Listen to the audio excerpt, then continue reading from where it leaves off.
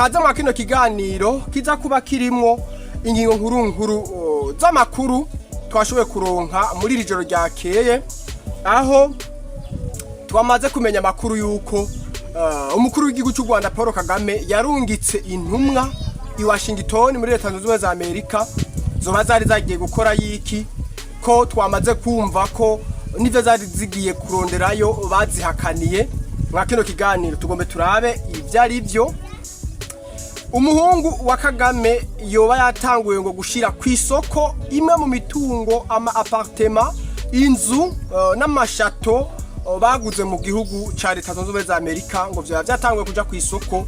Ayo n'amakuru yimvaho kandi n'amakuru yo kwizera dukura ku mirongo yacu, ku ma antenne yacu dukura kwa makuru. Navyo tugombe tuze turabe impamvu ivyo bintu vyabaye.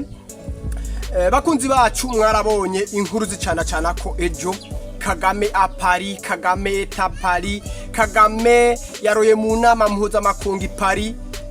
Nkumbure turaje tubereke impamvu ivyo byose vyabaye, nkumbure turabire hamwe namwe n'ayandi mu yari karavugwa muri kano kanya mu bijanye n'intambara iri kirabera mu burasirazuba bwa Republika Iharanira Demokarasi ya Kongo. Rero nkuko narinda bibariye imbere yuko tubitangura, reka mbanza ndabasabe mugire subscribe, mufyonde kuri ako kantu kameze gutya jeme, mupartage n'ibiganiro byacu kugira ngo amakuru yacu aguma ashikira abantu beshi, kandi mukomeze kugira urukundo nkuko twama twabibabwiye. Aho muri hose mukomeze kugira urukundo, ariko mwiyubara mu buzima bwacu bwa misi yose, twirinde kwijajara. Bakunzi bacu, bakunzi ba Burundi etanu, Kagame yararungitse delegation muri Leta Zunze Ubumwe za Amerika a Washington kugerageza kuraba uko administration ya Trump yabemerera proposition, bavuga ko bemera ngo gukurayo zijya ngabo ziri mu burasirazuba bwa Kongo, ndetse bagaca bareka bagakuraho bijya bihano babafatiye, ndetse bakabakuriraho n'ibihano byo doko bikiri mu nzira bagomba gufatirwa. Murumva neza yuko ibintu bikomeje gusa naho bitera ubwoba wa mugabo yari yarigize ko atabihano. Murabizi neza yuko amajambo yahora ashikiriza mu mwaka uheze ndetse no muri iyo misi iheze, mwarabona neza ko ari umugabo yikubita mu gatuza, yerekana ko ibihano ataco byomugira, yerekana ko ibihano ataco byomu korako. Ariko murabona yuko ntagisinzira, akomeje kurungika abatumwa biwiwe kuraba ingene bogondoza Trump, ariko réponse barose ni no. Réponse barose est négative. Donc bababariye bati ikisi cyo gihe cuko igihe cyararangiye cy'ibiganiro, igihe cyuko twababarira tuti ni mugira ukuntu muzi uko Leta Zunze Ubumwe za Amerika zararungitse amadelegation menshi cyane. Murabizi abantu bakubitiye mu Rwanda, bamwe mwabona baca mu Rwanda bagaca babandaniza ni Kongo, mwabona baca Kongo bakabandanya bagahereza mu Rwanda. Zirya zari intumwa zirimo ziraza kubarira titi ibi bintu ni mu bihagarike, ni mu bugenzi ukuntu. Ariko Paul Kagame yaravyasi. Murabizi neza yuko yavuga ati nyinyi sanctions. Murabona, ngira ngo murabona muri image ingene mwabona yikubita ku gatuza, ariko bamare bati igihe cyararangiye. Bamusabye bati d'abord banzu kureyo abasirikare, ubanzu kureyo zangamba wita z'ubwirinzi, hanyuma ni wahoze ivyo bintu byose tuzoraba icokogwa, tuzoraba ingingo zorosha twofata.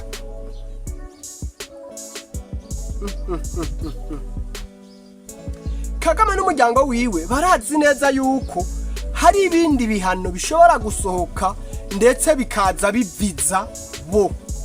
Ndavuga Paul Kagame, umudamu wiwe n'abana biwe, abajyango biwe bamwegereye.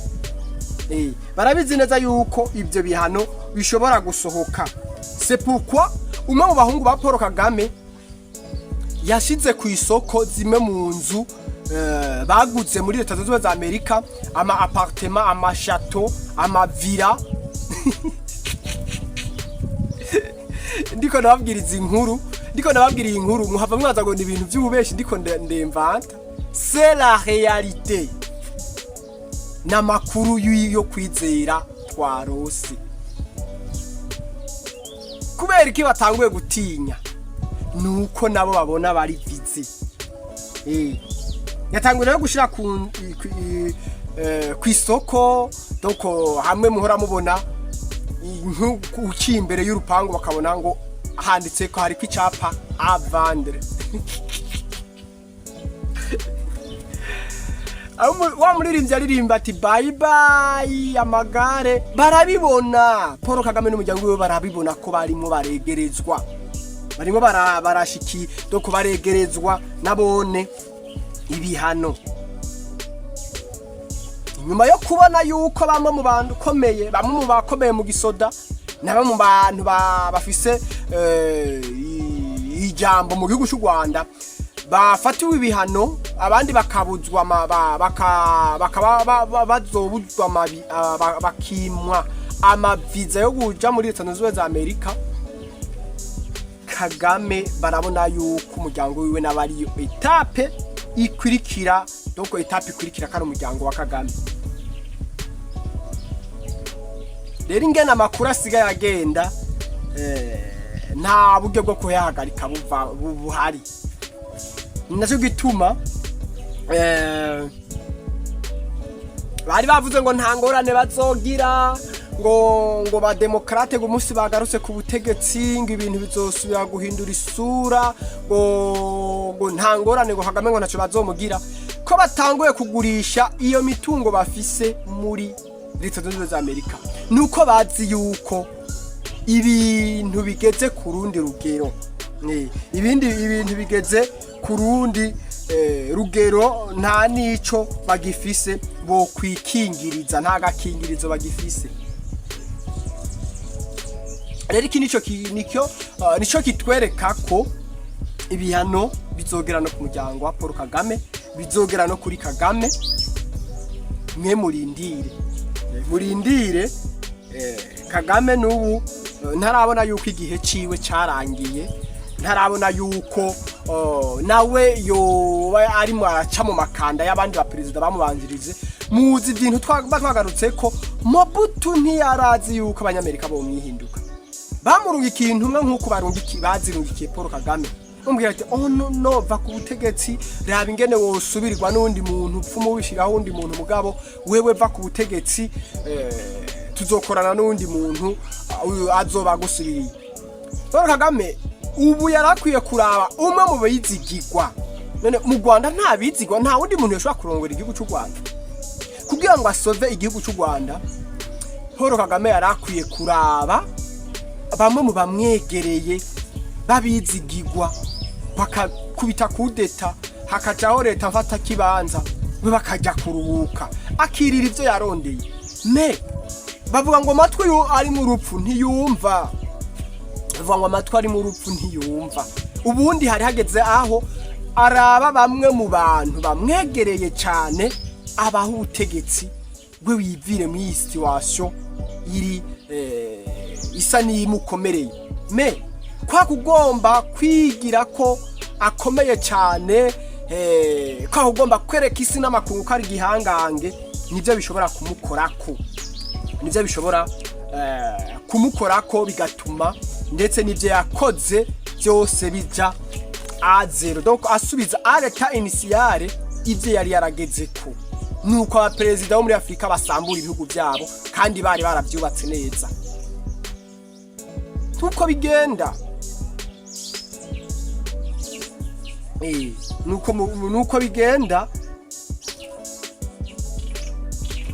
Yaba bari bumviriza izi impanuro babikwirikiza kandi igihugu cy'u Rwanda cyo basove. Ejo rero marabonye inkuru zicana ko no Kagame à Paris, Kagame à Paris, Kagame à Paris. Kagame ari mu Bufaransa mu nama mpuzamakungu, ari Paris mu nama ijanye n'inguvu za nucléaire. Kagame agiye gukora ibigwanisho kirimbuzi. Mwarabonye ba bantu bigira aba strategie bo gusigura ibijanye na politike kuri izi mbuga, haba kuri za Facebook, haba kuri za YouTube. Marabonye ingene bagomba gusigura cyane ngo ivyo rugendo rwa Paul Kagame Paris, ngo ari mu nama, ngo ari umwe ngo mubirabure, ngo murabona yuko ari umuntu akomeye cyane. Baragaragaje gusigura ibintu byinshi, ariko hari banga babahishije, hari banga batababariye. Donc hari ukuntu abantu babona bagomba gushimagiza umuntu mugabo bakibagirwa no kuraba nindi nsigura ibijanye n'ivyo bintu, kabone neza yuko ibi bintu bihambaye cyane. Kagame rero ntiyagiriye muri ijya nama kubera bijya bya nucléaire, mais il est allé chercher de l'aide pour son nouveau plan. Kagame afise nouveau yindi plan shasha, afise plan rero nimwe twahora tubabarira tuti Kagame arafise plan yo kugandagura umukuru w'igihugu ca Congo. Kagame arafise plan pour assassiner Président Félix Tshisekedi.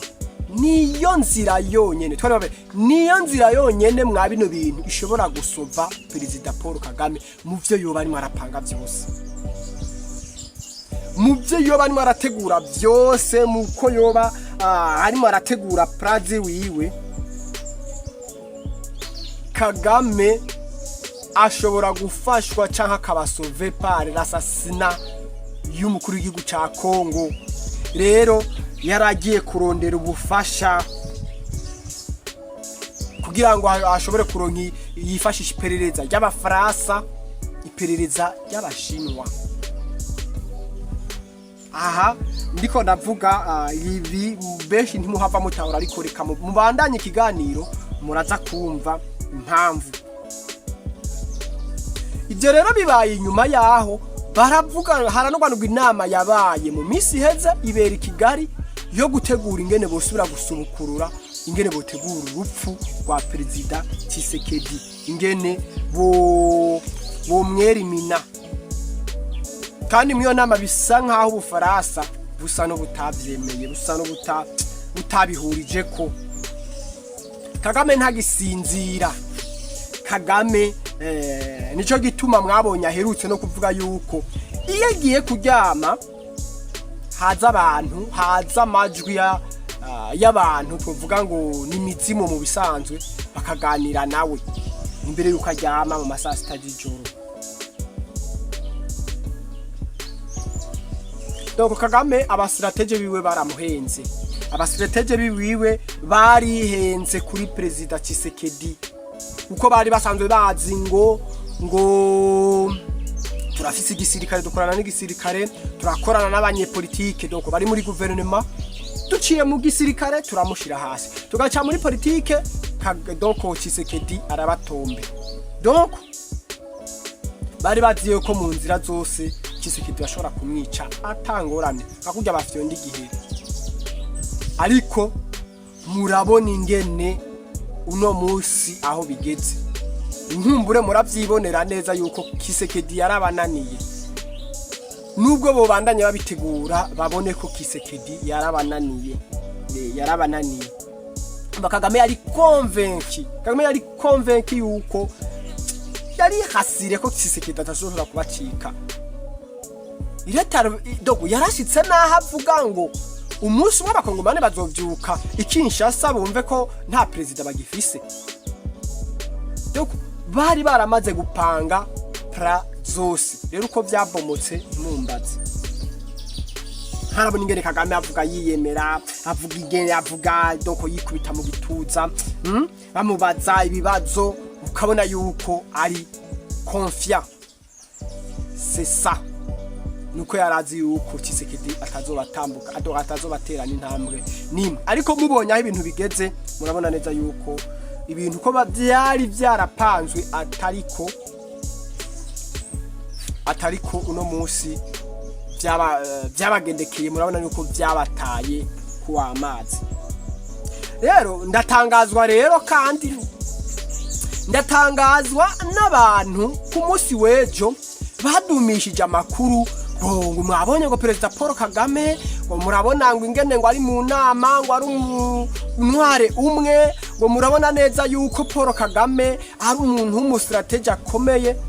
Paul Kagame ni donc ijya yari couverture y'ibyari byajanye Kagame mu Paris mu Bufaransa, kandi murabizi neza yuko Kagame ari byo yikundira kuboneka mu nama zikomeye, aba yapfunze na kagakoti kuboneka ari ifoto. Mwarabibonye neza yuko n'ubu video bwatangwe gusohoka n'amafoto ku rubuga rwe rwa Facebook na Instagram, kwarugira ngo yereke rero isi yuko ataco ibihana ataco byamugize. Kagame yabonetse mu nama mpuzamakungu, kandi barimo baravuga ngo na Kagame ngo mu nama ngo ntayebikwe ku nama ngo ntakija mu nama mpuzamakungu. Donc yarakeneye ahantu ho musuraja, cyo gituma Macron yamuhaye ubwo butumire. Mwana bibonye neza ko yari mwari w'umuzungu wenye, ari we muntu ware wenye n'imbere. Mwarabonye ko atawundi mu president yari mijya nama. Mukaza mwumva rero batanga ngo Kagame ngo agiye kuzana w'ikigwanisho ngo kirimbuzi. Amerika iri kubitagura ba Maduro, iri kubitagura za Iran kubera kugomba gutunga ibigwanisho kirimbuzi. Kagame Amerika iri kubita ibihugu byose bifise aho bifitaniye imigenderanire mu by'ubutunzi. Ubushinwa, Kagame no munsi yisanze ari ku ruhande rw'abashinwa, kuko hari byinshi abanyamerika basanze abashinwa baronka biciye i Kigali. Ngiryo shava ry'abanyamerika aho ryaturutse. Pirochloro twababariye ko Kagame yadanaje ku bashinwa. Pirochloro irimo uranium, ikabamwo neutronium, ibikoresho byo do ku butare bukoreshwa mu gucura ikigwanisho kirimbuzi, ikigwanisho ruhonyanganda. Uyo mwo Kagame ngo yotunga nucleaire. Why abantu babahenda, abantu babazirikira ku katsi. Kagame rero yari kwararondera ingene yosura kuboneka mu binyamakuru ko yitavye inama, ko yagiye mu nama z'abakomeye. C'est ça l'objectif. Rero mumbe neza yuko Kagame efini na Kagame ntabwo abanyamerika boba bakimuhamagara ngo yaparese mu manama y'abanyamerika. Oh no, uzomubona yahamagawe na ba Macron kubera ko bagifise ibizigizigi byo kurekipera amahera yabo n'amakontra basinyanye na Paul Kagame. Bazi ngo azobaha ubutare akuye muri Kongo, yivye muri Kongo. Amerika kumbe yababonye ati muri ko murakora amakosa musinyana amadiri n'umuntu w'umukomisiyoneri, kana zigende gusinya diri na mwene ubutare afere termi. Nuko rero ntihagira abantu asura gutinya ku Kagame ngo yasubiye ngo kuma nama. Muraza kubona n'ibinyamakuru byiwiwe bitangwe gupibriya ngo bagiye gukora ikigwanisho kirimbuzi, bagiye gukora ngo nka bijya za Korea ya ruguru bafise. Kagame ibihaye ibihugu biraraba Kagame bikivuga ati bakaraba abantu amaze kwica muri Kongo, cha wibaza arose ikigwanisho kirimbuzi akarere kose woca kifati. Rero c'est impossible Kagame nta kigwanisho kirimbuzi yotunga. Edere nabijya bintu byo kuvuga ngo bagomba batunganye ngo ingufu za nucleaire ntibikunda. muzoba mumbarira wait and see. Rero bakunzi bacu bakunzi ba Burundi etanu abatumwa ba Kagame delegation yarungitse ngo barabe ingene bosubiza ibintu mu buryo muri Kongo babateye ibirato babateye amashuti barabahakaniye. N'inyuma yaho umuhungu wa Paul Kagame yatanguye kugurisha gushira ku isoko imwe mu mitungo bafise muri Leta Zunze Ubumwe za Amerika kuko bara prochaine fois baraziriza yuko ibihano bishobora kugwa ku muryango wa Paul Kagame. Kagame ku munsi wejo yararose ahasubira kwereka isi yuko nawe yapfunza amakota ari mu nama mpuzamakungu ipari mu Bufaransa. Bakunzi bacu bakunzi ba Burundi etanu, reka tubana twatohoreza hari amakuru tuza kubabarira yuko hari amafrappe amba mu gisagara ca Goma. Ni mu makuru yacu tuza gukurikiza. Ciao ciao, avec Dieu nous sommes vainqueurs.